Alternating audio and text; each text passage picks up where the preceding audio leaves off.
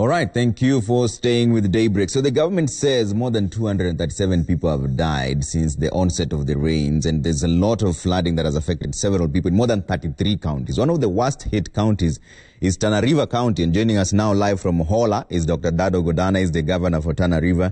Governor, thank you so much for making time for us. What is the situation on the ground for your people? How many people have been affected so far? How many lives have been lost? Yeah, thank you, Mbija. So far, we have not recorded any deaths out of the flooding, but we have close to about 7,000 people who have been affected by the situation of flooding. And we still continue to move around. We have been in so many we've been conducting visits from the day before yesterday. We were studying in the Delta for another tour of another situation that has not come to proper limelight. And we have been in a place where village is falling down. A village of a village in today, in the afternoon after, we'll be able to travel back to Tana North to look at some other affected, just to get ourselves acquainted properly with the severity of the situation. So we know now that every time, Governor, every time there's a lot of rain, Governor, we know that the dams upstream will flood, will fill up, and then the water will come downstream and displace people. What are the permanent solutions there? Yes. Well, there is no other permanent apart from moving people to higher grounds. But moving people to higher grounds would require a lot of effort.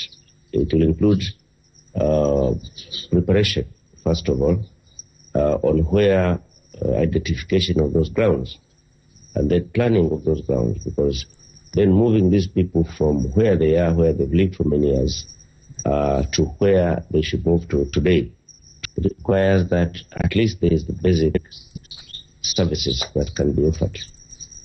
Then comes the main issue of now preparing that land properly, and also moving those people now from where they are to where they need to be.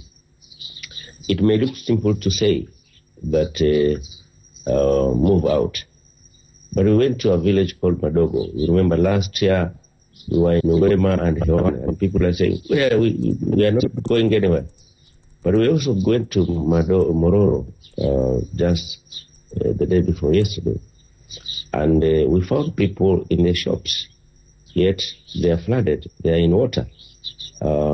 And we're asking them, why can't they move out? And they say, we don't know how to move all these things from this shop, all these bottles from this bar, all the rest of the things. To where? Where do we put them? How do we move? The issue of costs, to where they are going. So it requires, it has cost. Moving people to wherever has a cost. They are costing. So people have chosen to stay in. They have tried to put tires in the shops. They have tried to put crates and any sorts of material that can keep them walking on waters, above the waters. Yet there are those who have moved, but where they have moved to is a normal IDP place. So it's tricky, the whole thing. It's expensive, but for us, we have this program we call the Village Cluster Program. We have already done the spatial planning for all 14 clusters, but the number of clusters have increased to around 21 now. Yeah. But we continue planning for them. Yeah. We have started 2 pilots. We are doing the roads. We have already built a bit of offices.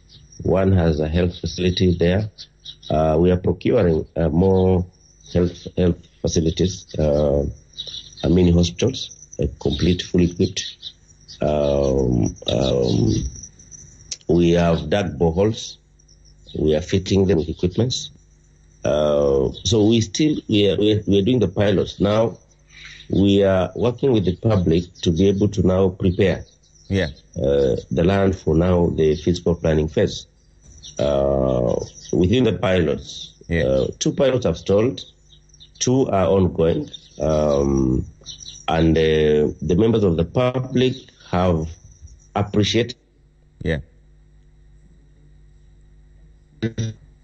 So, Governor, the government says that they've spent about 1.2 billion shillings already tackling the flood situation. Have you felt the impact of those resources in Tana River? No, the government have also done that. They have the humanitarian part. Yes, we have gotten from national government. We are still partnering together to get resources from different areas, but that is just the humanitarian approach, the traditional humanitarian approach. But we are saying for a long-term approach, the government does not need just to spend 1.2 billion to want them to partner with us in the preparation of these clusters and the movement of the people to these higher grounds. It will save the government a lot of money. Omija, in our estimation, we required about 3.5 billion for the clusters, just to infrastructure, schools, health, water, the roads, and all that in the cluster, and then the of land. And the government, we were saying already, the government has spent spent 3.5 billion to motivate. We require 3.5 billion for the probably up to 4 billion to have these clusters prepared and people move there. What made the government so easy to get 3.5 billion in just a weeks and have money 3.5 billion for health staff? The same government cannot look for that 3.4 billion to have people to move out. Yet they also have 1.2 billion that they have already spent within this short period of time to distribute relief food and NFIs. That is the money that we would have used to now prepare these areas for people to move out, and that offers a permanent solution. Then the routine and traditional 1.2, then they'll say after, well, now we are just into May, we have to go up to June. Probably we go beyond there. So if we spend 1.2 in a month, then by the time we're out of this one, we'll spend close to 8 billion. Yet Tana requires half of that to be able to do, to prepare all these clusters for people to move out.